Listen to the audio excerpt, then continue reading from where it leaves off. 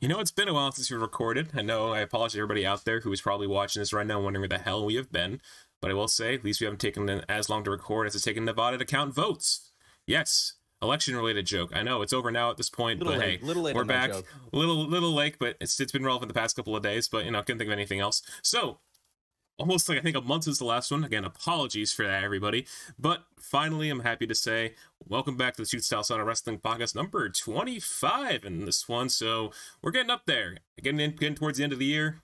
Shooters will be coming up next month, believe it or not. But we are here. As usual, you're joined by the King of Shoot Style, Stel, and as always, Eric is here as well. Eric, how we doing? I'm doing good. Doing good. A lot of wrestling, a lot of shit to talk about. Yeah, a lot of in-ring stuff. Lots of stuff has happened. Make sure this doesn't go over me. Let's see. Yeah, okay, my agenda didn't get in the way. Sweet. I was on OBS and I had to switch over to Google Docs. So yeah, a lot of stuff has happened in the past couple of hours. The time for recording. Full Gear and Power Struggle have just happened like the day before this, so I think we'll just dive into that right away. Eric is someone who watched Power Struggle. We'll start with Power Struggle. Was the first show yesterday, so if you want to talk about that, quick recap, go right ahead. Power Struggle, it was only six matches, 6 singles matches. I'll just go over the results. The opening match was the KOPW 2020 no turnbuckle pads or corner pads match. I forgot there's a stipulation, which was pretty funny. I did a whole took notes as you're gonna do a review on it. It was pretty great. Toriano beat Zack Sabre Jr. by tying his shoelaces together and getting him stuck in one of the guardrails. Oh, this is the Yano match. I'm not surprised. It was amazing. Like, I knew, like, when this was announced, I'm like, Yano's probably gonna win because he lost in the G1, and it's gonna be like some silly match because also Zack's champion, so he's probably not gonna win. He doesn't need it. But I think it's funny. I got a little concerned because the match was going too long, and if the match is like over 10 minutes, usually Yano loses. But he was able to eke this one out. Wasn't it like 9 minutes or like just under? No, it was over 10 minutes. That's he only did it. I mean, it's typical Yano fashion. I need to go back and watch it. But like I saw a picture, I think, of like Zack losing. Like, what the hell happened there? Did he get duct tape? But no, now he got his shoelaces tied in. So he probably wear kick pads next time if I was him. So what else we got here? We have like a couple more. Was Never Open Weight next, or was something else next? Yeah, so next was the Never Open Weight Championship as Minoru Suzuki defended against the Dragon Shingo Takagi. These guys again just beat the shit out of each other as they normally do, but Shingo was able to recapture the Never Open Weight Championship from Suzuki, and then we're moving on to special singles match. It was Kazuchika Okada versus the Great Okan, which recently returned from excursion. He's coming back from England, which he was undefeated, and I chose Okada on this one because I thought they were going to They were going to make the one like separate one. Everyone had Okada on this one except for you. I don't know how they're booking Okada right now because I thought he was kind of look weaker and like get people over, and he has this thing with Ospreay, and I thought they're trying to make Okada look more like a threat, so I chose him. But no, Okada eat this one out. But he didn't make him submit or pinned him. He made him pass out with the money clip. Yeah, the money clip is what he's been doing because I remember reading in the G1 and watching some of the matches in the G1. He would not use the Rainmaker much as fans wanted him to.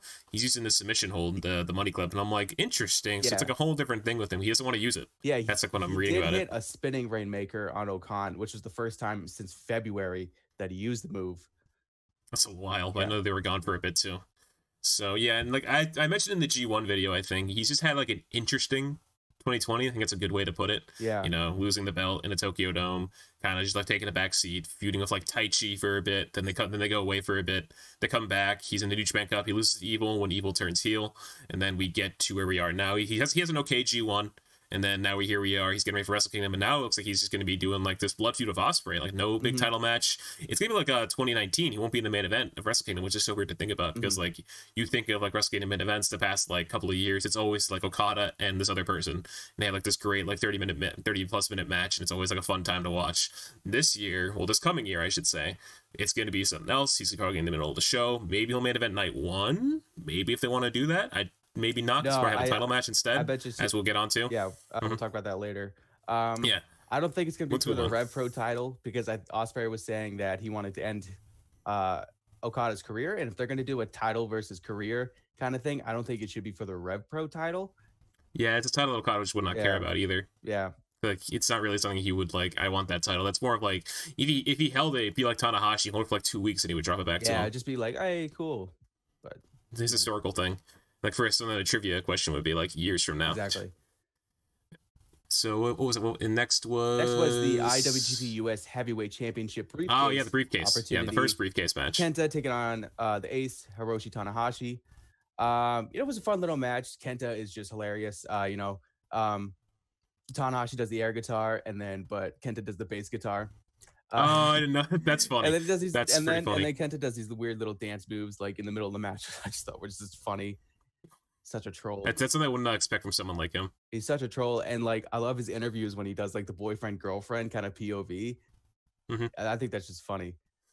Was that like backstage after the match? No, I don't think it was this time. But he has done that. He's done that recently in like through the past year. Yeah, like the G1 he probably did like both last year and this year. I don't watch a lot of the scrums unless like something big happens in them. Yeah, but I usually like hear about like stuff they do back there. Yeah, and then next one is the Big Shock, right? Yes, but first I gotta who won the U.S. briefcase match? Oh yeah, that's right. It was Kenta after he locks in the game over submission. Don't tell Miro. Game over. Don't tell Miro. Let's say. But yeah, and then Tanahashi verbally submits. Oh, that's big. That's because Tanahashi made Kenta submit in the G1, right? So, or was it a pin? I think it was a pin. Yeah, it was a pin because he used the high fly flow a lot. Yeah, that's just like his finisher. Yeah. All right, now we're going on to Big Shock, the IWGP Heavyweight and IWGP Intercontinental Championship briefcase opportunity match as Kota Ibushi, who recently won it, winning the G1, taking on Jay White, and it was a pretty decent match, and then just Jay White rolled Ibushi up and just put his feet on the top rope and 1, 2, 3. So he sturdy win. So yeah, I like almost everybody here on the team was like, yeah, Ibushi's gonna win. He's gonna go to Wrestle Kingdom. He got a big redemption for last year. Now he's gonna win. But now it's like, what's gonna happen now? Because you get this dirty win, and like Ibushi's like so like shocked by it. And now here's what happened on like our predictions. So Sam and Schmidt didn't submit their predictions to me. So what I've been doing just to make up for it is I predict for them. So what I do is like I base it off like predictions they made earlier this year. Okay, so like I'm like, okay, so Schmidt picked Jay White at Wrestle Kingdom for both nights. So I'm gonna do that again here. He doesn't stand a chance. He's gonna get this wrong. No, he gets it right. And then he perfects the entire Power Struggle card, and I'm like, are you fucking kidding me? Like, I'm like, he probably would guess these people for the rest of these matches, and I'm just like, you gotta be kidding. So that happened, and then now but what's happened since then? Well, I mean, this morning, historically, the title opportunity matches, you are usually the briefcase holder wins it. They're 16-0, and then 16-0. 16-0. Poor Ibushi. The poor guy. Poor Ibushi. He gets the G1 2 years in a row. He loses both matches this year in the Tokyo Dome. And then he gets his big win this year in the G1. He's gonna be like, all right, I'm gonna go to Wrestle Kingdom. I'm gonna do it this time, win both belts maybe. Now it's like I don't even know if I'm gonna go. Yeah. It's so sad. The guy fucking pledges. He leaves New Japan for a bit, 2016. Comes back at the Cruiserweight Classic, pledges his allegiance, watches his best friend leave the promotion in 2019, and now he gets even more shitty luck by losing the briefcase. Like, what does he have to do just to get like a big singles push? And he spent most of this year in the tag division. He's been losing to Taichi and Zack Sabre Jr., which is not bad, but it's just like it's so weird considering he was in the main event of night 1 this year. It's just I can't see what they're gonna do with Ibushi, because I thought they were gonna do a whole storyline with Tanahashi. Yep, it's a World Tag League, right? We talked about this. Like Ibushi kind of turned heel, and then but now it's like won the G1. He was talking about now I'm gonna be a god, big like capital G god, which is he talked about that in the G1. Yeah, which is kind of on the edge of maybe don't talk like that, but maybe you don't want to talk about that, especially with like people like Tanahashi and Okada around. Yeah, and but now it's just like he was proclaiming he was god, and now he just lost to a dirty pin from Jay White. He got rolled up. Yeah, it's not even decisive. So it's like, what's gonna happen? Is he just gonna like? Will they do a rematch down the line, like before the Tokyo Dome? Or are they gonna do one like maybe like this? That we don't probably not what we've heard about, but like, will they do a rematch night 1 where the winner gets the briefcase? But what does Naito do? Because like he wants to defend both nights. So it's like, well, it's probably gonna be now we know. Now we know the breast. So I'll just skip over the next match, the heavyweight and Intercontinental Championship match. Naito beat Evil. There's as we almost all expected. A little bit of some messing around by the end of it with Togo with the piano wire, Bullet Club, as usual. And then Takahashi came out, but Sonata came out and got rid of Togo and Yujiro, and then Jay White comes out and it looks like he's going to turn on Evil, but then he's like, nah, and then hits Naito with With the Blade Runner. yeah. But Naito was able to come back and then beat Evil. And so Naito is still the double champ, and is going to be the double champ going to Wrestle Kingdom. Which I think we all expect, because like the stuff of Evil for me, like it's just like outstayed its welcome. Like every time, like for me when Jingu happened, it was like a big exhale, like oh it's over. Like the experiment, it was just such a bold choice. Like since they just came back, but there was also like it was probably an audible for Jay White not being there. Mm-hmm. So now when the G1 happened, Evil one, I'm like, oh, they're gonna do it again. Hopefully it's just a power struggle, and now here we are. So with World Tag League happening, I'm sure Evil will stay busy with Jay White. We were talking about this before, like we went live on the recording, is that we're gonna have the situation where it's gonna be like Jay White, Evil in the tag league. I don't know what Naito's gonna do. Probably do like a World Tag League run. He can't. Only non-champions can be in World Tag League. I think. So he can't be, and the tag champions can't be either. Correct. Yeah, because the winners of World Tag League challenged the tag champions. They challenged them. That's what happened. That happened this year with Finjuice against God. Mm-hmm. So. And we still know the teams for World Tag League. They have not announced them yet because they needed, because title changes hands at Power Struggle, so. Mm-hmm. You have to wait. Yeah. So yeah, that makes sense. So we'll probably find out about the next coming weeks, I imagine, even with New Japan Road happening at the same time. Next couple of days, because it starts November 15th, which is coming up soon. Yeah, it's the 8th at time of recording. So yeah, there's gonna be a couple of things that are probably gonna happen between now and then. So yeah, and then that was Power Struggle, and we'll stick with the New Japan news. There's some other stuff they've been doing. So behind the scenes. So we know about the Best of Super Juniors happening at the same time as the World Tag League, but we know the people who are in that. They released a whole list this week. I think, Eric, do you have the sheet up? Because I don't have it up. Yes. So World Tag League, Best of Super Juniors 27 consists of 10 junior heavyweights and takes place in Japan. It is Ryusuke Taguchi, Master Wato, Sho, Robbie Eagles making his return to Japan. Yeah, I haven't seen him for a bit. Hiromu Takahashi, Bushi, Bushi, El Desperado. Ooh, internet connection. Yes, yeah, I can hear you fine. Just like your webcam is like kind of going in and out. It's not like a huge thing, but I think you should be fine. Okay. All right. So El Desperado, Yoshinobu Kanemaru, Doki, and current IWGP Junior Heavyweight Champion Taiji Ishimori. Yeah, so it's a very not many gaijins because of the current travel restrictions, obviously, because COVID is still a thing. So yeah, it's still like not. It's a much smaller format because they usually do. It's like a G1 for the juniors. That's what it's always been looked at as. If you're 2 blocks, then people who have the most points be at the end. Here we go. This year it's only like 1 condensed block, and there's 10 people, and it's gonna be a round robin style. And the 2 people who are at the top will face off at the end. So it's gonna be a rematch, which is interesting. So we're gonna see. I don't know. It's hard to say who I think will win. Like maybe my guess would be Takahashi is probably one of the favorites, considering former champion, as he wants to focus on this, wants to get back in the title picture. So we'll see what happens with that. Ishimori, having held the belt for not very long, maybe he could have a strong showing and just show that he's like the dominant junior, or someone else can come out there. Maybe Master Wado will show us all wrong. Which I'm thinking probably not. I think El Desperado is going to have a good run. He's been having a great 2020. Yeah, he's a junior tag champion right now, right? Yep. Yeah. Him and Kanemaru. So I could see him having a good one. He's always been like booked as like one of the stronger like juniors around like the division. Also someone who could probably, I feel like it's underappreciated in Suzuki-gun. Like from what I see, people just don't talk about him a lot.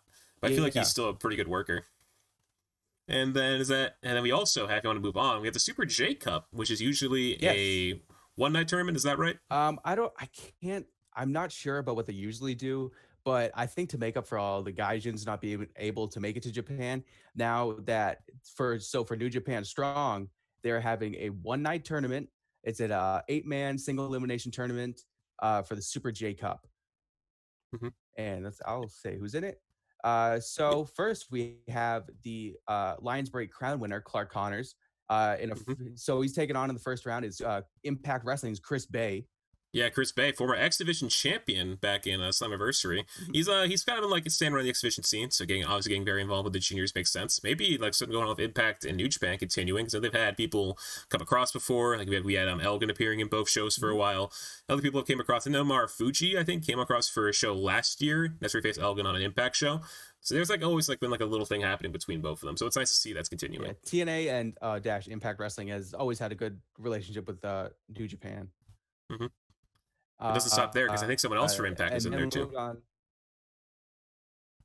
Who? No, it's just Okay, I because I mean, you know could count TJP, but he's been TJP is doing like he's both. he's kind of more of a contractor. That's why I'm saying like he's appearing on Impact, but he's kind of like independent. Let's see. Yeah.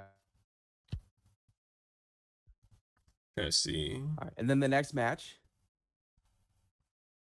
I see you. You're fine. Okay, we're good. Yeah, I can still see you. It's just like the microphone might go out for a bit, but I can still see you. You're not out of the call. Okay. Mm-hmm. Sorry, my internet. It's fine. Sucks. Mine can too, but just sucks that this happens. Yeah. All right. So then the next match is ACH taking on TJP. Yep. ACH, formerly Jordan Miles, has obviously been kind of a polarizing figure. Those who remember this time last year was when he had the whole falling on WWE. He's been back on the indies since I think like late summer-ish. He's been back. He's been kicking around and around those parts, kind of making up for what's happened. So that's good for him at least. So staying involved. Yeah.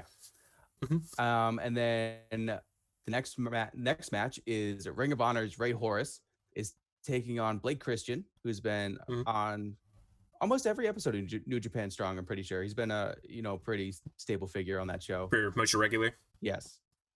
And then the final match for the first round is Super J Cup 2019 winner El Fantasmo making his return to New Japan, taking on returning to, I think, mainstream wrestling is Leo Rush. Yeah, we've not seen Leo Rush since his release. He's been doing the United Wrestling Network, whatever that is, like the shows, the NWA on Fight.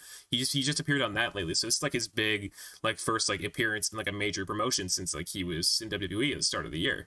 So it's nice to see that he's back. I'm excited to see like what he'll do. Maybe he'll sign on, be like a junior if he wants to stay in New Japan, or if he wants to just keep working independent dates, maybe like work with Ring of Honor for a bit too. So I kind of feel like he might get a big run in this too. If he gets to the final, but really, you think he might be one and done? I think he's facing El Fantasmo, the defending champion. I think he's going to get knocked out in the first round. Maybe it'll be one of the better matches at least, probably. Most likely. Yeah, they'll probably they'll do like a big match, and then they'll have like a big send off for him at the end. And he'll probably go on to either make more appearances, maybe more cameos, or just do independent dates in America, because he probably just work other places right now. So it's good to see him. It's always nice to see. Anything else from the New Japan side? Because I know we still don't know about World Tag Leagues, as we said, and this is like the big two things they've been doing aside from the pay-per-view. I got two things. First, just a quick thing. New Japan announced that from all their shows since returning to COVID, they've had a cumulative 72,000 fans attend events and not a single new infection of COVID-19, which is really good. That's impressive, especially how frequently they do events. Exactly, which is amazing, and kudos New Japan. And the second one is, after threats of boycotting Wrestle Kingdom 15 after Jay White defeated Kota Ibushi, they announced that on night 1, Ibushi is gonna face Naito, and then night 2, Jay White's gonna face the winner, whoever the winner. Yes, it's hard to say. It's too hard to guess right now, considering Ibushi and Naito's history and like Ibushi's luck in the past couple of years at the Tokyo Dome. So it's hard to say, will he do it now? It's just tough because I feel like if it was just Ibushi Naito on night 2, Ibushi would win. But now it's like you have to still face Jay White on night 2. And I think there's more there's history between both. We haven't seen Naito and White since I think night 1 this year when he won the IC belt from him. So it's been a while since they've crossed paths. So we'll see what happens. The rest of the show is kind of we're still like more than like a little less than 2 months away from it. Yeah. So there's plenty of time to build between now and then. Plus we have like a lot of stuff happening on their end. So I guess if that's cool, we can switch over to the other show that happened last night, which was AEW Full Gear happening in Jacksonville, Florida. Just a quick rundown. There's gonna be a proper review out of this in like the next day or two. I'm gonna be recording and editing after this video is done. Buy-in, simple stuff. NWA title match between Allison Kay, the former champion, and Serena Deeb. Pretty short match. Not a lot happens. Pretty standard stuff. Back and forth. Deeb wins with a submission hold. Not bad. Thunder Rosa came out after, so she is still sticking around in AEW and NWA. It looks like, so we'll probably get a title rematch either on Dynamite or maybe UWN, that show where they've been doing other stuff in the NWA. No clue. So we go to main show. Opening match, surprisingly, which I actually thought was going to be opening because it makes sense to open, was the tournament final eliminator between Hangman Page and Kenny Omega. Very fast-paced stuff, and some big tidbits from this match to keep into consideration for the future. Don Callis from Impact Wrestling was on commentary. Just for this match, though. Only time he was on for the night. And a lot of mentions of New Japan Pro Wrestling. I think Excalibur was talking about their backstory, and he talked about how these two met, and I think it was either in a G1 or at like a wrestling event, I think in Dontaku, and I think 2 years ago. So they mentioned that on commentary just by name, which is pretty cool. They mentioned New Japan a couple times, otherwise, like talking about their backstory, which is really nice. Hard-hitting match, lots of back and forth stuff, some cool spots, and it ends when he goes for the buckshot lariat, gets caught with a V-trigger, and then he has another V-trigger, one-winged angel, but Hangman tries to fight out of it. He's trying to like the resilient babyface, but he gets hit with anyway, and that's the match. Kenny he looks at Hangman, kind of checks on him, and he just leaves. So it's like he didn't turn on him, like go full heel, which I was worried about for Hangman. But it was a really good opener, like really bold choice start. But I think it was the right choice in the end. Next up, I believe it was Orange Cassidy versus John Silver. Pretty straightforward comedy stuff. Not much to the match. John Silver had a good showing. He shows that he has a lot of promise, a lot of upside to him. I'll talk more about it in the review. Pretty nice stuff. Orange Cassidy gets his big moves in, and that's the match. Like 10 minutes, not even. After that, it was trying to think. Let me get the card. I think it was the TNT title. Was that, or was that? That was either fourth or third. I'm trying to check. It's either that or it was women. No, women's was after TNT. I believe 2020. I think it is TNT. One moment. Goddamn Wikipedia, please load. Oh, here we are. It was TNT title. Yeah, TNT title. Darby Allin beat Cody in less than 20 minutes. So very, very fast-paced match. A lot of back and forth. Cody kind of took like the de facto heel role. You know, he was strong, had the strength advantage on Darby. Started showing off. Arn was getting mad at him like multiple times. This match was just showboating stuff like that, which was funny. Arn's like yelling at Darby to stay down at points, but it comes back where like they do like a lot of their big moves. There's a super crossroads at one point, which looked really cool. Darby gets to the ropes so he doesn't get pinned. And it ends like where they're doing like the roll-up pins on each other, like back and forth. But Darby actually pins him off it. Like, yeah, I was surprised by that. I thought there would be like a proper finish. So it's a very fast-paced ending. But we're not done because like Cody, he does like the endorsement like after he hands the belt over to Darby. And when I was worried what was going to happen was the Nakamura thing again, where he'd hit him in the balls and turn heel. That didn't happen. It didn't happen. I thought it was going to happen for a second because instead, Taz and rest of Team Taz come down, cut a promo. They first mock Darby and Cody, and then Cage and Starks come in. They beat him down.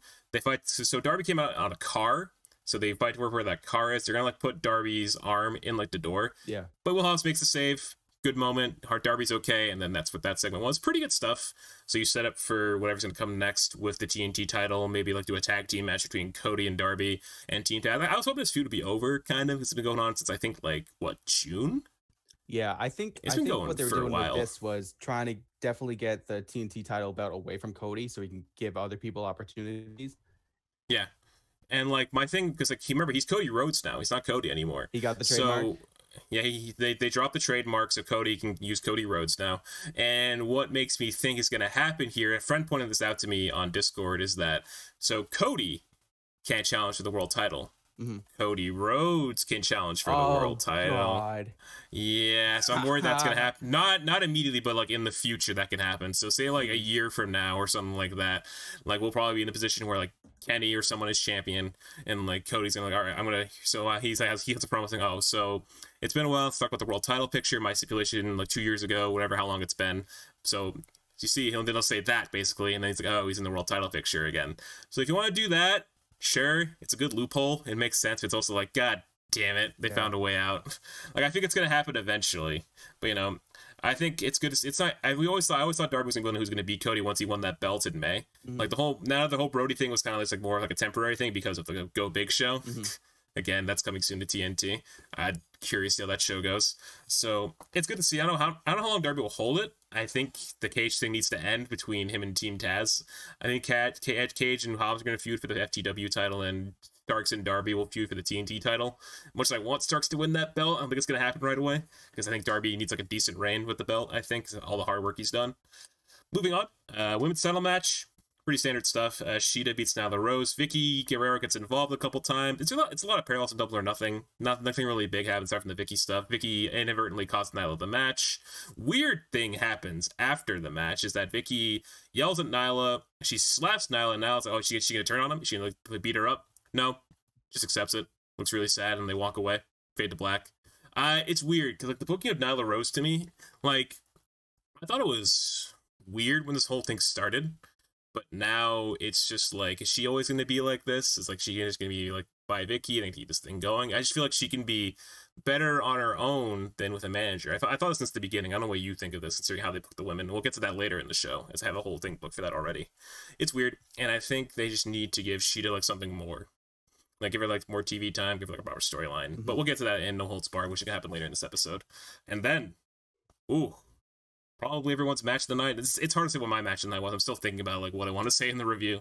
The Young Bucks beat FTR for the tag team titles, and the stipulation was, much like Cody's, is that if the Bucks lost, they would never challenge for the belts again. So they had a lot to deal with here. And this match, a lot happens in it, but it's essentially like you take Edge Orton from Backlash.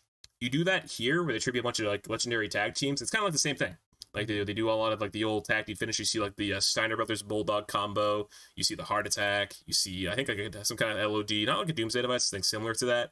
You see Extreme Combination from the Bucks. They do the Twist of Fate and Swanton. We see a 3D, which is cool. And they do, this is big too. So FTR do the meet in the middle DIY finisher, and I'm like, whoa! And they even mention them on commentary too, and I'm like, that's big that they would mention it because they're still in NXT. It was a cool moment, and then they also do. That's not all. So what happens later is that they get FTR and sharpshooters at the same time. Cash is outside the ring. He's like on the ramp next to the ring, so you walk down, and then Dax is in the ring, and then they do the lock arms agreement. And like they hold each other's arms, but then only Cash taps up, but he's not legal, so it doesn't matter. And Dax just gets the rope, so the match just doesn't end there. The finish comes when it's just Matt and Cash. Cash Wheeler does something big. He abandons FTR's like no flips, just fists philosophy. He goes up to the turnbuckle or the springboard. He has a springboard 450, misses. Barefoot, Matt's boot has been taken off by this point. Barefoot super kick, and then they win. So, yeah, Tully would not be happy about that at all if he was there. But he was banned from ringside was the thing, so he wasn't there to, like, interfere. Lots of stuff happened. I'll talk about it more in the review. But, you know, it's a lot to talk about. Very good match. It's almost like just under a half hour. Was it the best match? No, well, the Revolution match still, I think, was better. But I think this is better than All Out, if you ask me, just by a little bit. I thought All Out just like was just we talked about All Out in the review I did, but you know, very good match. What happens? I think they might do a series now because like you know, bit of a weird ending. You know, Cash inadvertently cost the team what he did. Maybe a rematch of Revolution. They can still do it. We'll see.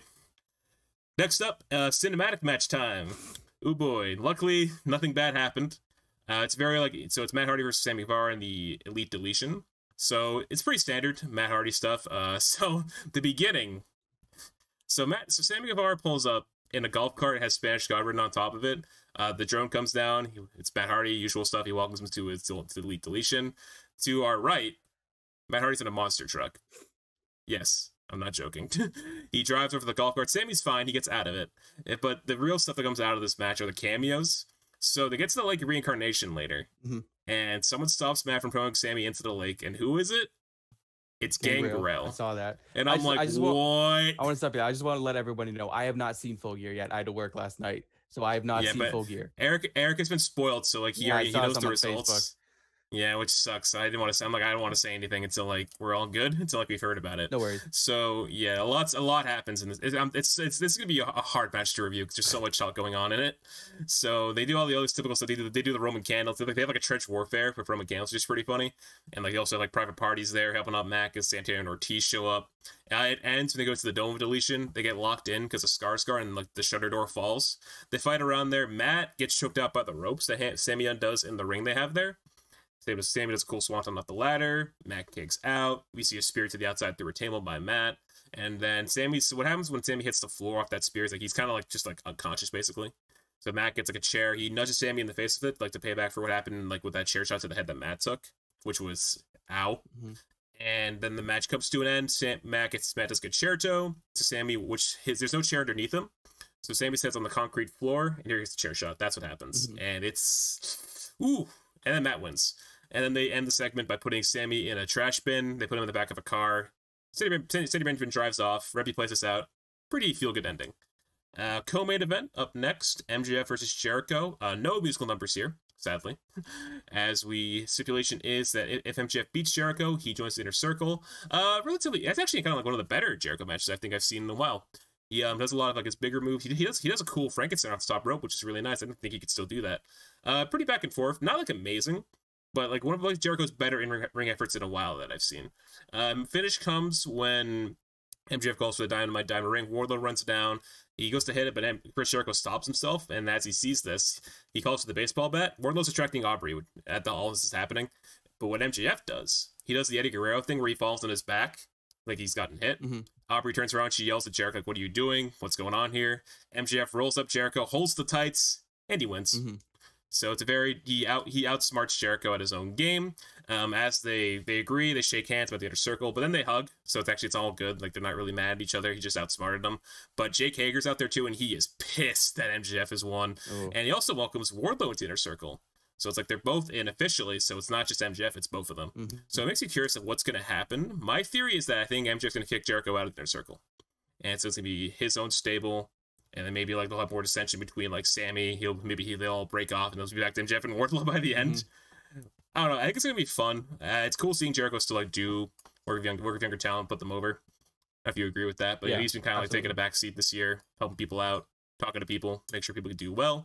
And in the main event, I Quit match for the World Championship, Moxley and Kingston. And oh god, I thought Lights Out last year was brutal. There was some stuff in this. So, quick mention, the barbed wire bat is back in this match. They cut each other open with it. Kingston wraps around his hand and just beats up Moxley with it. Like, he kind of mutilates him in the head.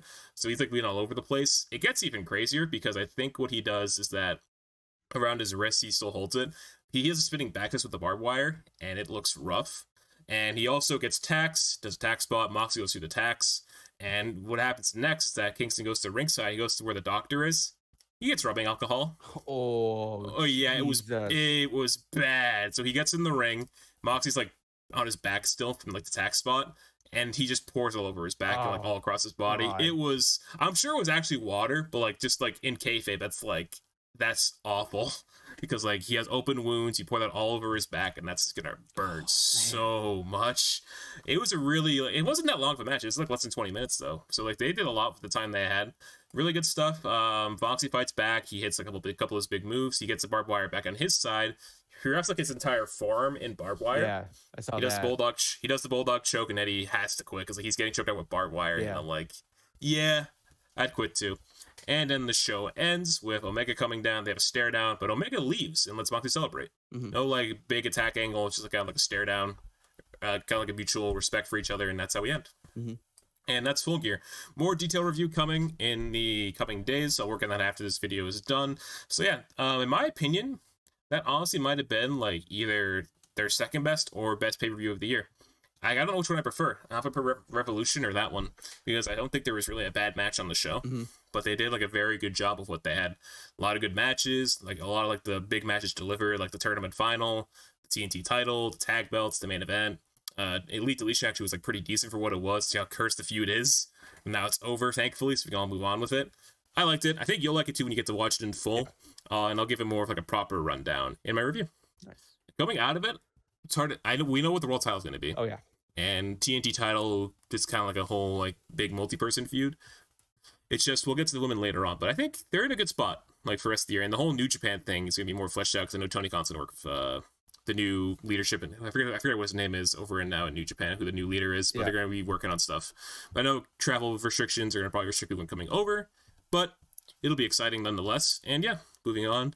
So enough of the big two approach of the last like 48 hours. Let's talk about some other stuff happening, I guess, across the other landscapes. Survivor Series is coming up next for the pay-per-view, and it has been like they've been slowly building. There's still like 2 weeks of time for recording to go. Eric, I don't know if you've been paying attention to like Raw and SmackDown, but how are you feeling about Survivor Series? I have, from what I've seen, which it hasn't much. All I just know is that they're trying to get the men's elimination match together. And I know they're almost there. They got like 4 for SmackDown and 4 for Raw. I think they got. Yeah, there's one more on Raw, and there's one. I think there's at least 1 or 2 ones. Yeah, it's one more on SmackDown because Corbin and Rollins got on it.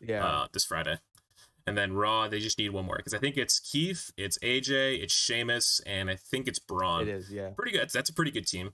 SmackDown is Corbin, Seth, Jey Uso, and I'm missing one person. It's trying to think who the last one. It's not Daniel Bryan lost to Jey Uso. Corbin, Seth. There's one more person. Is it? No, Sammy's in a title. Sammy's facing Lashley. Survivor Series. I'm struggling here. I don't know. I can't watch. Is it three people? Unable to watch SmackDown because it's on Friday night. Oh, it's Kevin Owens. That's who it is. Oh right, yeah. Yeah, he qualified. I forgot who he beat. I think he beat Ziggler because Ziggler's also on SmackDown again because trades. So yeah, and then women's match. Raw women's has been set since I think the beginning. SmackDown still needs 3 more people. Yeah, it's still only 6 matches right now, but I think they're probably going to keep it that way. I know people are talking about how NXT is not involved, but we learned why, because like they're having too many COVID outbreaks, so it's kind of hard to like guarantee safety with that. It sucks, but like I understand. It's also like they're also doing the whole Taker's 30th anniversary thing. Yeah. So they're gonna be focusing on that too. He's gonna make an appearance, which will be cool. I think they said it was his final farewell. Oh really? Yeah. That's big. I know they're like, I heard like someone was teasing that maybe like something will happen, like they'll set up like his last Mania match, but we'll see. I think it's just, if he has like one final appearance where he debuted, now he gets like a proper like arena send off, that's totally fine with me. If it's especially if it's a short cameo, like it's cool. It's still cool to see him at the show, like where it all began for him. Yeah.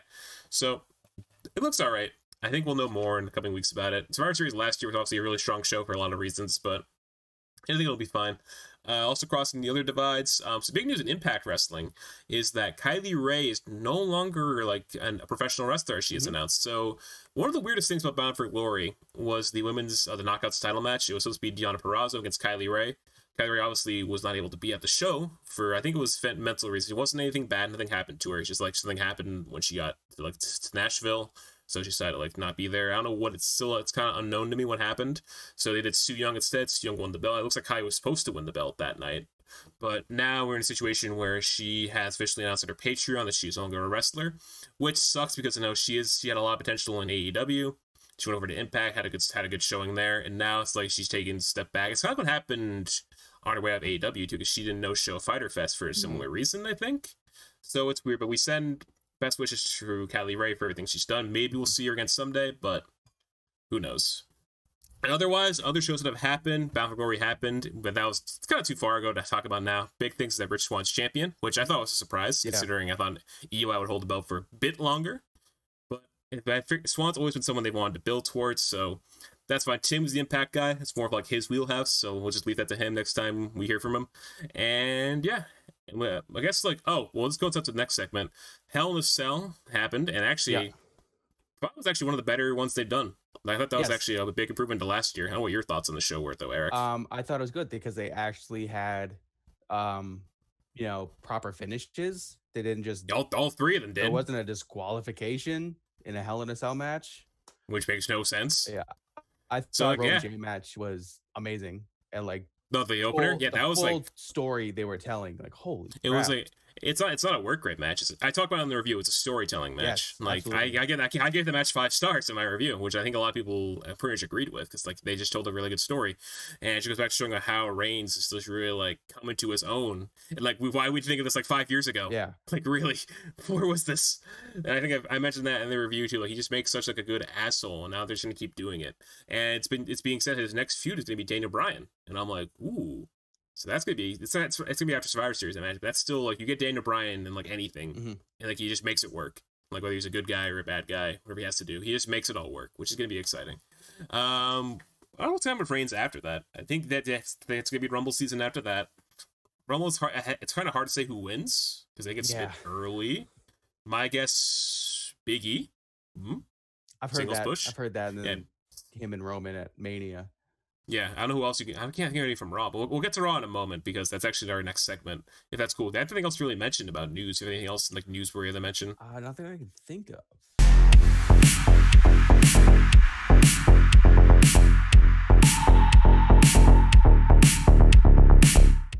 All right, moving on next to the sauna seat. We are here to talk about the Raw men's division, like the main event scene in particular, because ever since the draft, there's been something I felt a little bit weird because we don't really have a clear decision of where we're going.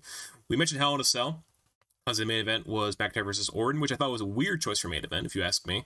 But Orton surprisingly did it. It was a very long match of how that match went. I talked about it in the review. Click that probably up here if I can get that whole eye thing to work. There it is. If you want to watch that review. So yeah, it was. Since then we've had The Fiend show interest in the title or just fighting Orton. We have McIntyre Orton still continuing, even though Orton has a match with Reigns coming up. We also had Miz's Money in the Bank. We don't know if he's going to be able to successfully cash in or not. It's 2010 all over again if Orton is champion and Miz's Money in the Bank. It's that way, and we're on Raw, so it all comes together. And then in the mid-card scene, a big thing from Hell in a Cell was that Tucker turned on Otis, but one, they're on separate brands, and two, on Raw recently, I think it was this week, Tucker with a new look, has pants on, no top. I think he trimmed it through kind of like Eric's beard. He just loses like in a minute and a half to Ricochet, and I'm like, well, if they're gonna push this guy as like a mid-card heel, maybe push him up. And like, I'm kind of concerned because I feel like Raw's main event scene is kind of like unsure of where they want to go. I know you haven't been watching Raw a ton, considering you have to work at the time, Eric, but like, what do you think of what's going on? I think right now they're more just focusing on Survivor Series, and I think we're gonna see more of a solid main event picture and like who are gonna be, the guys that are really in the main event after that. Mm-hmm. Yeah, because like they're also like there's like a lot happening because like your mid card scene, the U.S. title scene is also kind of. But I know Lashley he hasn't really mentioned Sami Zayn too much though, because that's like his match in Survivor Series against Sami, and is Lashley like the de facto face because of the Hurt Business going against Retribution, or is it like more of a tweener? I don't know where to put them. I guess we can put them tweeners because, well, first of all, Retribution. I just love the Hurt Business because they're just awesome. The concept is good because like MVP is like their mouthpiece. He does all the talking for them. They're giving Cedric more of like a fleshed out character. He has a tag team going on too. Shell Benjamin gets something to do. He's always been like a solid pair of hands. And Lashley, he's a U.S. champion. Keep him looking. He always looks strong when he's out there now, which is cool. He doesn't look weak at all when he's wrestling, which is like what we want to see from him. Yeah, he's very serious now. I mean, that's the point of the Hurt Business. They're all serious and like they have a good presentation and everything. But I think they could like eventually maybe like move to the main event scene again, like Lashley was briefly back in June. They could probably move to the main event picture, either as good guys or bad guys, or just tweeners, just to make it work. They can just adjust according to whatever feud they're in. Yeah, and I think MVP will make it work. And let's see, like with Drew, it's weird for me because like the guy, he's still gonna say like as a prominent guy on Raw. I mean, he was the number one draft pick in the draft before like he lost the belt. So I just feel bad like if once like the Orton thing is done, like will he be champion again? Orton hold the belt till Mania, which I think is realistic considering the looming threat that is Edge's return. Yeah. Which I don't think the feud we talked about before on the show. I don't think they need the belt for that feud. No. Well. Yeah. And then I think the original plan was to have McIntyre have the belt until Mania and then have Brock come back. But I don't know if Brock's coming back. Yeah, I don't think he will right now because of COVID. Plus, he's in Canada, so I don't think he wants to come back yet. Like before the draft, I thought it would have been like someone else, like a mid card guy, get built up to face Drew, like do that thing again, like you do like Aleister Black or something like that. But now he's on SmackDown, so it's not going to be him anymore. Kevin Owens went to SmackDown, so it can't be him either. And it's tough, which is why I think a SmackDown guy is going to win the Rumble probably, and they'll push towards them versus Roman. Yeah. Whereas Raw, it's going to be weird because like you'll have either. So my thing is, if Orton is still champion after the Rumble, which I think is likely, Edge will come back either maybe at the Rumble or like sometime after, and then they'll set the Mania match with Edge Orton one last time for the belts, and I imagine Edge would win, just get that feel good moment. It'd be big considering this guy he's getting up there, but he could still go. It'd just be a nice moment for him. Give him like one last proper title reign where he doesn't have to like relinquish the belt because of injury, but we'll see what happens with that. It's just. Plus, once crowds are back, probably sometime next year in some capacity, like in person, that is. Like, I think they give you another shot, but this is really far ahead in looking. I just hope that they figure out something on Raw because the men's division just feels, but it's understandably why Survivor Series always kind of like it focuses like less on championships and more on like the brand feud, brand supremacy, the one time a year where they go head to head, and then it's all forgotten about like a week later because that's what happens every year. I think it was a bad decision to have a draft so close to Survivor Series because that's always been the thing too. Because it's like it's too soon to tell like, all right, who are the top guys that they're gonna have on Raw, who are the top guys on SmackDown. Yeah, which is why like they used to the draft like in April, in like the mid 2000s, or like even like in the summertime too. Like I think the 2016 draft was in the summer, and like the drafts before they were always like in April or like early May. Yeah, this year it's like a month before. Do it like in like one of the WWE video games where like WrestleMania is like season finale, and then the new season's the next season premiere, which is what they did for years. But then like when last year happened, it was just like the wildcard rule happened and it ruined everything. Yeah, and everything became a mess because it got so out of hand. We were all there when it happened. We were all watching it together. We were like, what's going on here? Because like they had Daniel Bryan come out, they had Reigns come, like what's going on? Like we should after the SmackDown, and then I'd rather remember like summer 2019 WWE because it was all over the place. Yeah, it picked back up though, fortunately in the fall. So, yeah, it was weird, but that's all I have to say. Like, do you think Miz will successfully cash the Money in the Bank? I do. I think this has been a long time coming. Miz has been like, honestly, one of the top guys. He's always been around, always doing great stuff. He's always been inconsistent, I think. Yeah. Whether he's like just working mid-card feuds, he's a good pair of hands. That's like how we could see him. He knows how to work with people, knows how to make something mean something. He's just a great talker. We've known that for years. When it happens, he only has until I think May to do it, because that's how long the briefcase lasts. Is okay, so they're not gonna do like he has it's like it doesn't restart. He has a year. I think that's what they're gonna do. I think it's gonna be like they'll just have it until May, unless they have like they might have clarified it for all I know. Like maybe they said it on Raw, or like I might have missed it. But my guess is he'll hold it till this time next year, and that's when it runs out, or it comes May, you haven't cashed in yet. What are you gonna do? He's gonna be rushed to do it. Could Miz be the first person to have the briefcase expire? That's never happened. I think the closest we got was Carmella, but then she cashed like a month before it was supposed to run out. I think that's supposed to be forgotten, I believe. For the men, I can't remember how long it's been. I think Edge, when he first cashed, was the longest. It was Edge. Edge, yeah, the first one. So, but that was in January. He still had like 3 months. Yeah. So we'll see. It's gonna be weird. I don't know if Morrison will get involved either, because Morrison kind of feels like, oh, I kind of feel like it should have been me, maybe that sort of thing. I like seeing him as a singles guy, because he could still go. But that's the interesting part about it. I think getting it off Otis was the right call, because like it just wasn't going anywhere. Yeah. I hate to say that, because like Otis had like a good start, but that's what happens if you don't get used for a while. And now he's just kind of treading water on SmackDown. Don't like to see that, and that's why he shouldn't split up Heavy Machinery. Yeah. And I guess the last thing for Raw is that Retribution is just such a weird thing to talk about too. Yeah, it's because it doesn't seem like they're that serious of a threat. Like they lose. They've lost every match. Yeah. I said Slapjack lost like a minute 25 at Hell in a Cell, and I talked about how short that match was in the review, and it was still like thrown together. But I understand that was probably just to kill time. People get time for people to breathe. To be fair, that's why it wasn't like terrible. But they just lose all the time. It always ends with Ali running away from the Hurt Business. So I'm like, you guys gonna do something? Like they came together. They've been treated like such a big deal. They got all these people coming in. They got like the weird looks, obviously, which you talked about in the past. That was like, ugh. Weird name. And now it's just like, are they just gonna be a joke? I know they were laughing about them when they first debuted backstage, and I just feel bad. And I feel bad for Cultaholic, because they made a bet on their podcast saying if Ali was champion by Survivor Series, I think it was Pacitti would get money from Matthew. Yeah, that's not happening at this rate. So, because I don't think Ali's getting anywhere near that belt right now. Plus, it'd be weird to see them change the belt so quickly and like that kind of matchup. We've seen it before, but I don't think it'll happen in that match. No. So yeah, hopefully, as you said, we'll all become more clear, like come TLC, which is next up after that, which is, I think is like the end of December. But yeah, that's all that's going on there. So enough of Raw. Let's actually focus on something more positive and talk about the Superstar of the Week.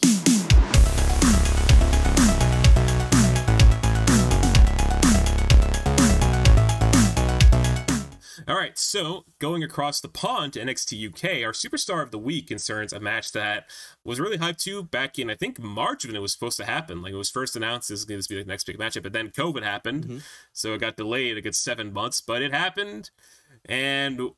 oh boy, did it happen. Wow.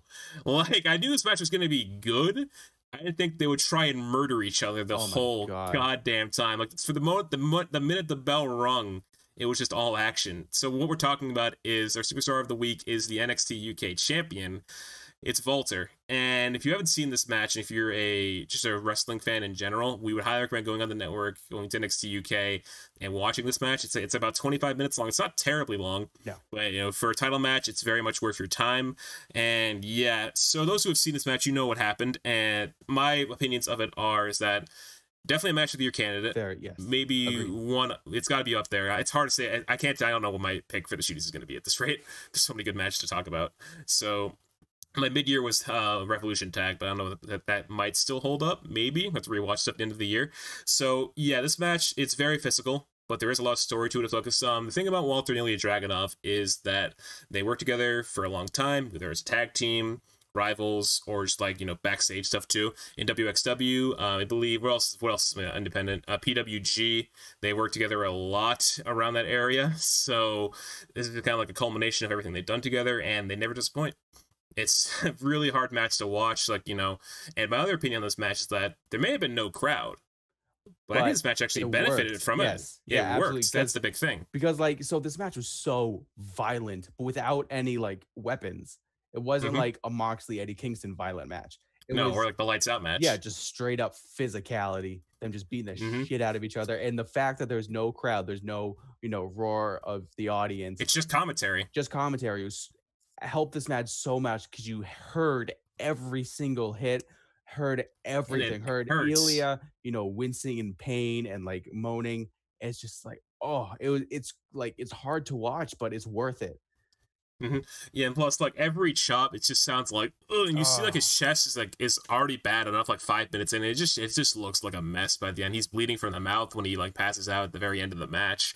Walter does like a lot of innovative. He does a lot of the traditional. He does the Stan Hansen lariat, the body press that won him the belt. He does like the power bomb a couple times, but like they also take it around the ringside area. He gets thrown into the barricade, stuff like that, and it's just like a match that was built to like under the radar. Because NXT UK is very like an under the radar show for a lot of people. yeah.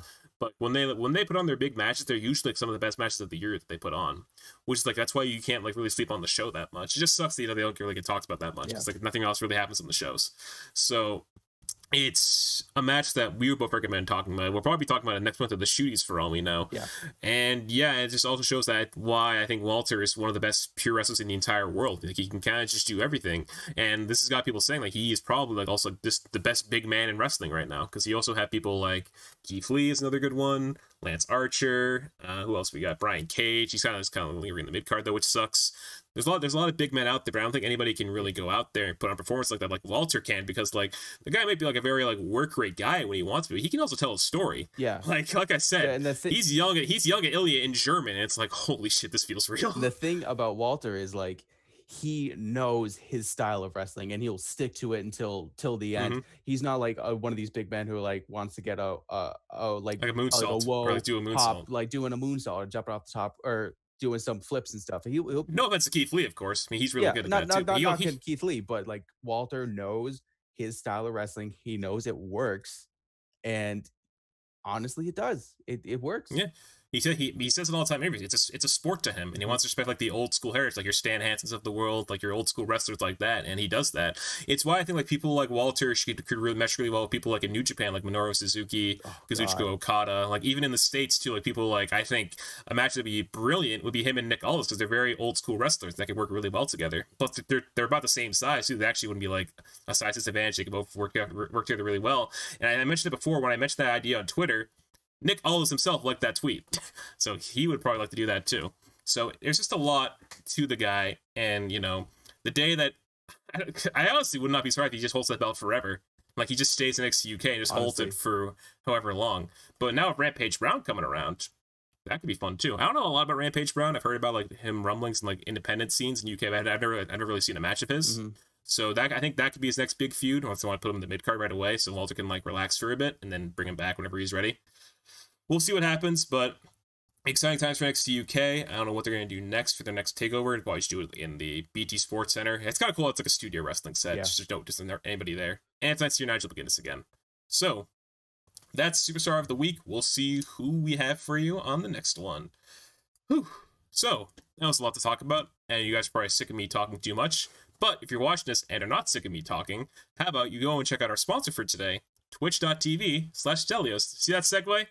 I'm still talking, and it actually worked really well. So yeah, quick sponsor break. Prince just plugging my simple Twitch channel. It's twitch.tv/Stelios with 2 underscores. I've currently been playing through Chrono Trigger Blind for the people who are gamers out there. We'll be talking about other stuff coming up. I do have some discussions on like content creation, like how like people can better themselves. I'm looking for other ideas to keep like more of like the video game aspect also part of the stream, but also keep like my sense of community with my stream chat, whatever it might be. And I also try and work on my YouTube channel more, not for this channel, but for my other Twitch. Like my Twitch channel has its own YouTube channel. Nothing on it right now because I have to add stuff for this channel as well.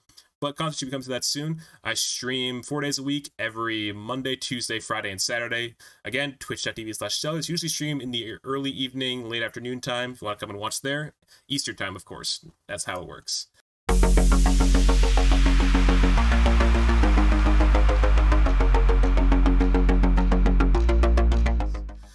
Okay, that's out of the way.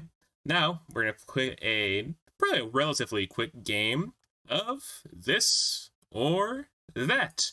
We know how this goes. Pretty straightforward stuff. We're going to go down like a list of prompts.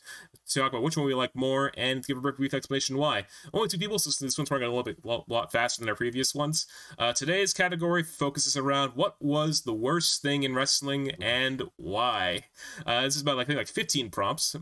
And we have various things. It could be a wrestler, storyline, angle, show, something else. And what we are going to talk about what was worse, and brief explanation why if you want. So let's go through the list. All right, Eric, we're going to start with our first prompt. What was the worst show?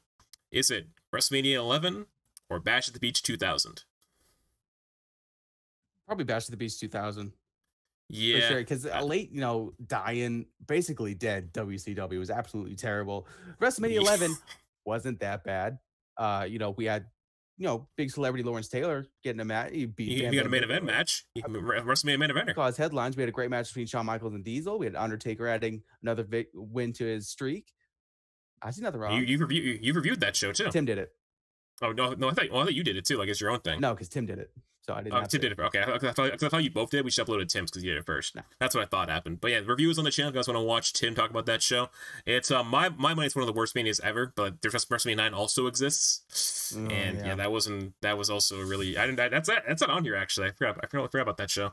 All right, and let's go to the worst match. This is the match itself, not just a stipulation. So what was worse? Was it the Kennel from Hell match or the Monster Truck Sumo match?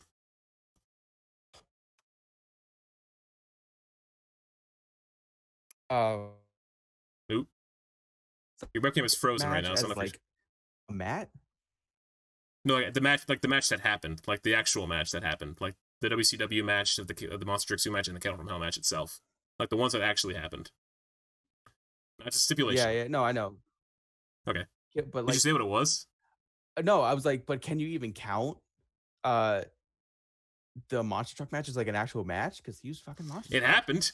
I mean, I guess like Hogan won, that's true. And like Big Show fell. It's just he was fine. As it turns out, but it was just like so weird to think about. But the Kennel of Hell, I mean, it was a cool concept. You had a cage inside of a Hell in a Cell, but then you had the fucking dogs, and like dogs were like peed everywhere. Dogs were shitting everywhere, and it's just like not working. So not worth the idea. But it was still like a match in a ring. So I guess the worst one was the Monster Truck Sumo match. Because it was on a rooftop of a building, and then someone fell off it, and like I guess Hogan wins, but it didn't really matter. How did they get the monster trucks on the roof? Airlift would be my guess. Airlift, or like maybe like that's a tall building. You probably could do a ramp. It could be a parking garage for all we know. Probably not. That's true. I'll go back and watch like the video about it. It's a really bizarre thing. All right, this is about to get pretty sensitive. Up next, this is the worst promo or angle. What was worse, the Piggy James bullying angle or when Paige exposed Reed Flair's death in a promo? Oh, these are both pretty Probably the Piggy James one, because I think the Reed Flair one, they got like the okay from the Flairs, and it would just add to the story. Piggy James, it was just like not really. It was just really bad taste. Because like Mickey James just looked fine. Yeah, he was fine. Just like Vince, come on, what the fuck, man? Yeah. And like I forgot about the Flair like approval. It just seemed like very bad taste, and it just kind of gave like Paige a bad look. But fortunately, I think it's okay now. It just sucks that like, at the time it was not really looked at fondly. Okay, let's go over to another match. The matches that happened. So, unfortunately, these are both Bray Wyatt matches. I'm sorry, but so it's either the House of Horrors match or the Ring of Fire match. The Ring of Fire was him and Jericho, I believe, wasn't it? No, it was Kane. It was his debut match. At SummerSlam 2013, that's right. It was an Inferno match with a pinfall turned on. Yeah, it was an Inferno match, but since it was PG, you can't light your opponent on fire. Sadly, you don't get lit on fire in the mid-2000s. But I mean, the House of Horrors, which is like their first attempt, WWE's first attempt at like a cinematic match, like a Matt Hardy, like a broken universe. Yeah, this is when he came back. This is like right when he came back too. This was before. No, he was still in Impact. Was he? Yes. 2017. Oh yeah. Or what? No. It was 2016. Was it? I always forget which show was it. It was a Raw show. I know that. It was. Wasn't it back? Was it Payback? Payback. It was a Payback 2017. Ooh, I know what happened. Because I know it was weird, because this is the time when Orton was champion, and he was facing Bray Wyatt to cap off the feud, but also Jinder Mahal appeared, and it was as a Raw show, which is so weird. Let's see. Yeah, no, it was Payback 2017. Oh, okay. So yeah, Orton was champion. This is not for the belt, which is the weird part about it. But Bray Wyatt won because I guess they didn't want to move the belt over. All right, Jericho's on the poster for this show, and it's his retribution on the poster. Foreshadowing. So, what do you think? Probably the Ring of Fire match, because if you're gonna have the flames, you gotta make it an Inferno match. You gotta light a point on fire. Especially with like Kane being there. Yeah. It just makes sense. Yeah. Plus, I get why, but it's just weird. Yeah. All right, so let's go back to the 90s. The worst show is back at it. So we have WCW Uncensored 1996 or SummerSlam 1995. What was worse? How much WCW do you think I watch? Christ. We just like dunking on him on this channel. Oh, what was SummerSlam 95? Diesel versus Mabel. Oh shit, that's right. I just watched that. I'll look at the rest of the card in a second. Uncensored was the Doomsday Cage match, I believe, or whatever it was. What year I think it was that. 96. Then probably the SummerSlam match, because mid 90s WCW was good. It was okay, yeah. Especially in like 96, 98. Yeah. Before the ratings war when WWF's favor. Yeah, because this show also had Michaels beat Razor Ramon. This had the ladder match between Michaels and Razor, but it wasn't the Mania one. Yeah. This had Bret Hart beating Isaac Yankem by disqualification. Not a great look. Taker beat Kama, which I think that's Kama Mustafa. Yeah. Let's see. Bertha Faye beat Alundra Blaze for the title. Barry Horowitz beat Skip, who's with Sonny. Don't know who Skip is. He was one of the Body Donnas. Okay. The Smoking Guns beat the Blue Brothers. This BLU, no E at the end. Eli and then Jake. Yep. And Uncle Zebekiah was their manager. Zeb Coulter. Hunter Hearst Helmsley beat Bob Holly. And Hakushi beat And then Hakushi beat the 1-2-3 Kid in the opener. That sounds like a very okay show. Not great. All right. So let's see. Oh god, another fucking weird match. This is probably I think we know what the answer to this one's going to be. This is the matchup one. So we have Jeff Hardy versus Sting for Victory Road 2011, or Dustin Rhodes versus Black Bully in the King of the Road match. This is how Dustin got fired from WCW.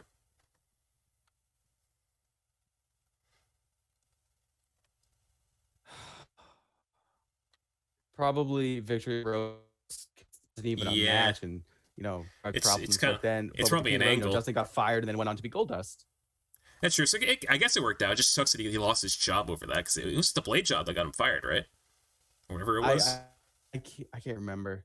Yeah, it just sucks. Like Jeff Hardy was he was doing okay in Impact for the most part, but when he turned him heel, it just felt so weird. Like it doesn't really work. But this is like that was the weird thing about that time. And then he had that ugly ass world title belt. Oh, that's mentioned in here too. That's coming up. Oh, good. Yeah. Bad. No, not good. Yeah, let's see. Let's go away from WCW for a second. What's the one that doesn't have WCW prompt in it? All right. So next up, we have the 2015 Royal Rumble match, or the the main event of Mania 32. Damn it! Shitting on Roman. Look, this is before things got better. This is before things got better. It's okay now. We can forgive it. I've only watched the Mania 32 match once, because it was just boring. It was long. It was long, so long and just boring. And that show was already long as it was too. Yeah, it's like Mania 35. Yeah, that's how long it is. But the Royal Rumble 2015 was bad. Yeah, we know how that ended too. Even with The Rock coming down, it's like, oh no, it's not gonna save it. Which I felt so bad for The Rock for. Yeah, he tried so hard. Probably the Royal Rumble 2015. 15, yeah. That's because that crowd was just having none of it too. Like they were chanting for Rusev by the end, and he was the last guy officially, and he was gone, which sucks. It was just I feel so bad. Yeah. All right, so let's see. Women's related one. Stables, the Nightmare Collective or the Welcoming Committee. I don't know if you remember the Welcoming Committee. The Welcoming Committee. That was I think a SmackDown angle after the draft. It was Tamina, Carmella, Natalya, I think somebody else. Like when the draft happened in 2017. That's what it was. Very short lived. It was really weird. Probably the Welcoming Committee, because I don't even remember them. Fair enough. Easy.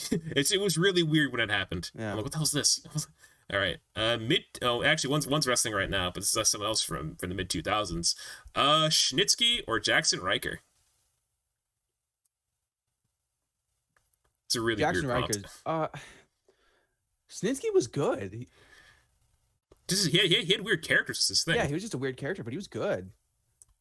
Jackson Riker is just like not great. No, he's not that great. Yeah, and also yikes how he is in person. Let's see. All right, let's have some more fun. All right, dumber gimmick, the Yeti or the Shockmaster. Both these guys appeared on NXT recently. God, probably the Yeti because it's just like I get it. It was Halloween, and he had a mummy that just like give who was it Hogan a hug or Macho Man? It was double bear hug. It was between him, Hogan, and the Giant, which is the Big Show. Yeah. Which and then they did it on NXT and Halloween, which was hilarious. That was so funny. The Shockmaster, like I really, it was just cursed. Yeah, I kind of wish like I want to see what would happen like if he made it through the wall, fine. Then what? I wanted to see what the original plan. But then he got me into a construction worker, so it's like would that still happen? Like would it like all be okay? Like I feel you gotta feel bad for Fred Ottman. Yeah. Let's see. All right, let's do it. Okay, worst championship. I haven't done this one yet. That's Jeff Hardy's TNA World Title, the ugly one, or the 24/7 Championship. Jeff Hardy's 24 Championship is a comedy. It's a joke. Yeah, I couldn't think of anything else for a title. I'm like, sure, that one's ugly too. So, all right, back to promos. We have this is the first one I've ever seen in wrestling. The Eddie's Not in Heaven promo from Randy Orton on SmackDown, or the People Like You promo from Triple H on Booker T. People Like You. Yeah, that one didn't age well. Plus, like, Booker T didn't win in the end. Yeah, that's also the shitty thing about that. The Eddie's in Heavy one. That was one of the first ones I saw too. Yeah, that's when I started watching SmackDown. I think Eddie would have. I don't know Eddie personally, so I don't know why I should be saying this, but I think he would have like approved it and like just because it added to the story. Or someone like Chavo would have probably. Yeah, it's like added to the story. Yeah, plus Ray won in the end. Yeah. So it's just like, ooh, it was just like months after he passed away was the shitty part. Like, it was so soon. Yeah. All right. Stables. Back to dunking on WCW. The Dungeon of Doom or the Band. If you remember the Band, that was in Impact. It was really, it's like a discount NWO, basically, in TNA. Oh. Probably the Band then. Yeah, it was so weird because it was, let me see who it was. The Band, Impact Wrestling. Because at least like the Dungeon of Doom was so camp, it was just funny. It was just like because like it was so out there because you had Kevin Sullivan, you had like the Grandmaster, if he was called, you had like other people, you had the Zodiac, the Shark. Which I think was the Shark. Yeah, that's right. It was so weird. I was watching Brian Dean's video. Yeah, so the Band, it was Kevin Nash. Yeah, it was Scott Hall, X-Pac, who was 6-Pac. Eric Young was in it briefly. Bubba Ray Dudley, no, Bubba the Love Sponge, Sting, and the Pope D'Angelo De Niro. That's the stable. Yeah, and it lasted from January 4th, 2010 to October 10th, 2010. Yeah, no, a good 9 months. The Band, terrible. Yeah, that was such a retcon NWO. That was a bit rough. Is that it? Let me see if I'm missing anything else. Oh, wait, I forgot this one. Gimmicks again. Mantar or the Renegade. The Renegade was pretty much their take, like a shitty version of the Ultimate Warrior. I don't know if you remembered that. Mantar is something we've talked about briefly on this channel, but not like in this one. I remember the first one we did was like Mantar Bastion Booger. That was one of the ones we did. I think probably the Renegade because the Mantar it's just funny now looking back at it. It's just ridiculous. I mean, at the time, it was cartoonish kids, so and I get it. Like it made 95. Yeah, it made sense, but the Renegade was just like good, Walmart brand Warrior, like the music and everything. The video on that on Brian Zane's channel for those who want to know more about it. And I think our last one, I think it's like their runs in respective companies. Hulk Hogan's run in TNA or Warriors run in WCW. What was worse? God. Probably Warriors run in WCW. Yeah, it was so short too. Plus, we had that ended with that awful match with Halloween Havoc with the fireball. I watched that back like just to see how it looked like what commentary said, and it was just like they did not know what to say. Yeah. They were so lost. And then they had to call a finish, and it was just a really ugly looking time. It was bad, and that's all the ones I have. I'm pretty sure. Let me just double check. That's good. That's done. It's done. Yeah, that's just about all of them. Sorry, we ducked on WCW. It's just like there's so much to look back on. And be like, that didn't age well. Yep. All right. That does it for this or that. Next time, we'll probably be more positive. Maybe we'll talk about some stuff that was actually good. Stay tuned for that. And let's move on.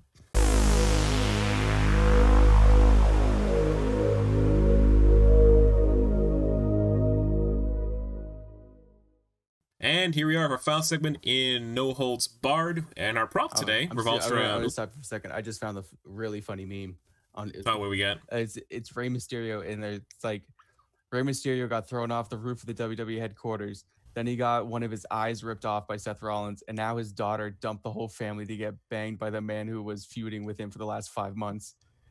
Yes, that's Murphy. Yeah, that's his 2020 for everybody. Poor Not Ray. a good time, and now the feud is still going, but our No Holds Barred does not pertain to SmackDown, so SmackDown is actually doing pretty okay for the most part these days.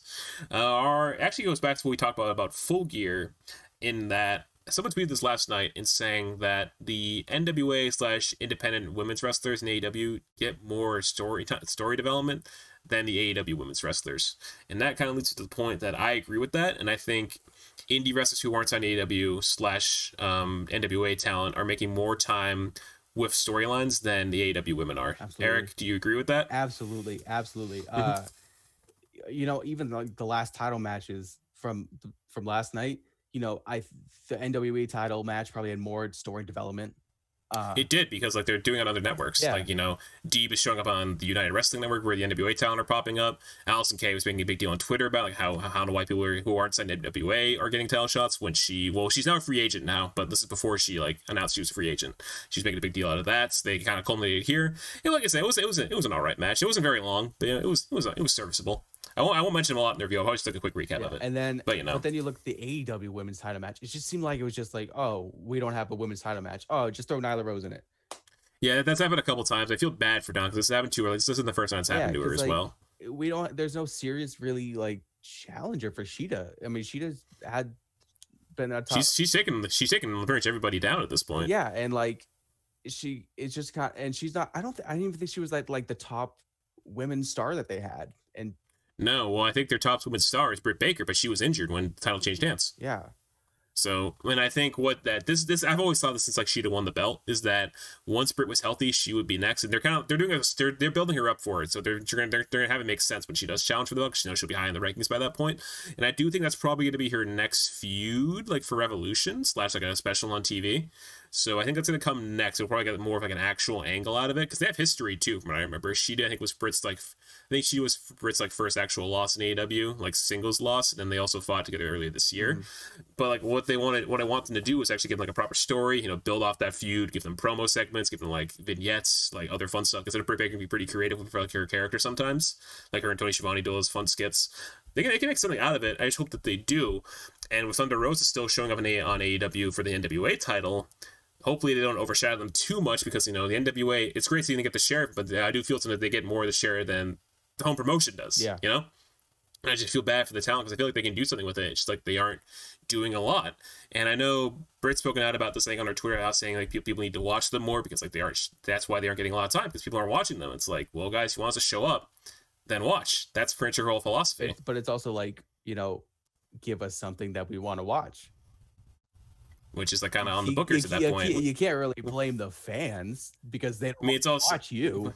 Exactly, but it's like you also have to look at the bookers, like Kenny and Cody and Tony looking at this, like they get something to do.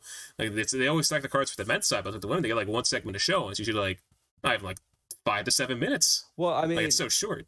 I mean, but I think you're just comparing that to WWE, who's kind of with the women's revolution. They're pretty even. Yeah, they're pretty even over there. Yeah.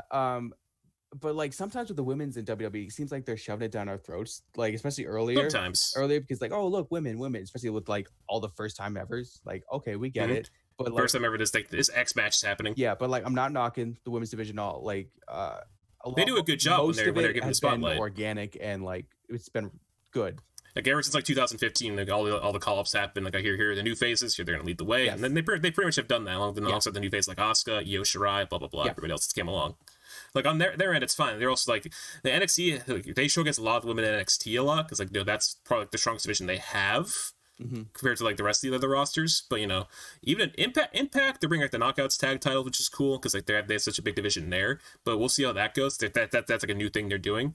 But in AEW, it's a lot thinner of a roster. Plus, a lot of their Japanese stars can't come over because of travel restrictions, and I think some of their European ones too. So they are limited. But I think they're getting independent people to come in, which is nice. You know, like we said. Like that Layla Hirsch person came in. She did a pretty good showing. Thunder Rosa's showing up. Allison Kay just showed up. Maybe some more NWA people or former NWA people will show up. Indie stars. And if they're going to bring other people on, maybe they can flesh people out. Social media stuff, even like social exclusives can maybe work. I don't know. What do you think? I have a theory. It's maybe controversial. I know you're probably not going to like it. But I think if they want to bring in a top contender who can, you know, be atop the women's division and like make it more legit, Tessa Blanchard. Yeah, I know. Tony won't sign her. But listen. I know. Even with Tully there, I don't think Tony will do it. Yeah, that's what I was thinking. Like, you know, time has passed. You know, she could have kind of gotten better. You know, turn her life. I think she'd rather go WWE. Yeah, I think she sees more in herself there. Yeah. Which I think she'd rather do because I think she's friends with Sasha. She's friends with Charlotte. She's friends with Becky. She's friends with more people there. Plus, like I think if Allison Kay is around AEW, nope. That's not going to work at all because AK was one of the people who called her out and like has stories about her, which is not good. I think if Thunder Rosa could probably better fit. I think Thunder Rosa would be better for AEW because like she is somebody who's kind of like a total package. She has that like cross appeal of MMA. She has a lot of good background. She could like if she like a year. She still signed NWA from what Billy Corgan said and herself. So if she wants to keep appearing until her contract is up and then officially sign whenever it's over, like a year from now, then I think they could make it work. But she'll probably still be appearing then, for all we know, if this keeps up. So I think they'll be able to flesh something out eventually. And by the day that she wins the title, probably from whoever it is, Britt Baker, somebody else, we have no idea. Then they can announce, okay, she is officially signed. Welcome to the team. Social media promotion, blah blah blah. But yeah, I'm concerned because like now that we're off the pay-per-view, Nyla's gonna do her own thing with Vicky. Maybe that leads to something. Maybe a face turn. What is Sheeta gonna do? Statlander is still injured, so you can't really do anything with her right now. Britt Baker is kind of heating back up, which is good. So you can get her in, which is probably gonna be the person who wins. Where do you go from there? Probably Statlander because that match never happened at Double or Nothing. Good way for Britt to start, but story-wise, we need other people. You need build the mid card. You need a heel. Yeah, which you can get that in Britt, but you know, aside from her, who else do you have? Exactly. Like. You need other people like Nyla's just so weird because like she's like always like either a tweener or like she's like the de facto heel, but lately she's kind of more of a tweener, especially after last night. Like, is she gonna be a face now? It's weird, but you have the top big face in Sheeta. Riho is gone, so because of Japan, so we can't see her. Everyone else, all the other Joshi people are gone. Sakura is not there to like train people. It sucks. Yeah, I think they still have Awesome Kong, but she's their trainer at this point. Yeah. You can't really use her anymore. I just feel really bad. Like. There's gotta be something that happens. Like that's all I can really say. And if they sign Allison Kay, that's a great get too, because I think is actually someone I think is very underrated. Because I think she can kind of do everything. If you watch her NWA work, she has some really good stuff there. But I don't know what's gonna happen with her. She might just do some indie dates for a while before she goes anywhere. So we will see. Anything else to add, Eric? Nope, I'm good. All right. Yeah, that's gonna do it for No Holds Barred. And I think with that, that's gonna wrap up this episode. So coming up on the channel, just for like a quick recap of what's coming up, we're gonna have the AEW Full Gear review done by me in the coming days, probably by Monday or Tuesday at time of recording when it'll be out. And then Eric is also working on a Power Struggle review. Was that right? Yes, okay. That's correct. And yeah, I think he was working on that. If you want to go ahead. And I'm also finishing editing up a classic pay-per-view review of Survivor Series 2016. One of the better shows in recent years too. Probably one of the best Survivor Series ever, would you say? Oh yeah, without a doubt. Exactly. I can agree with that. You go back and watch that show probably at some point. Yep. And otherwise, we'll probably be getting the podcast more back to a more bi-weekly basis if we usually have done. We apologize for like the brief period of pause. We've had content out mainly in reviews lately. So hope you guys have enjoyed that content. In December, we will have the shooties coming up at the end of the month, probably around New Year's when I would expect that. So we'll probably all get together. Hopefully all 5 of us will be here. Yes. Like us, Schmidt, Sam, and Tim. So we actually get a decisive vote. So we're going to have to roll a dice. We'll see how that goes. So we'll see how that goes. Eric, anything else to plug? Just more upcoming contact. Probably going to do stuff with Best Super Juniors, World Tag League, Super J Cup for New Japan. TLC, Wrestle Kingdom, all that stuff. I think it's going to be a big one. That's going to be a fun time. We should probably do a predictions video just for Wrestle Kingdom. That'll be fun. Yeah, same from here. If you want to follow the channel, hit the subscribe button and enable notifications if you really want. If you want to follow either me on Twitter, it's at StelShoots for my wrestling Twitter. And otherwise, just keep watching wrestling, keep hanging out. And for now, we may close our doors, but we'll see you all back here in about 2 weeks' time for another episode of the Shoot Style Sauna. I'm Stel for the Shoot Style Sauna, joined by Eric, and we'll see you all very soon. Thanks, guys, and take care.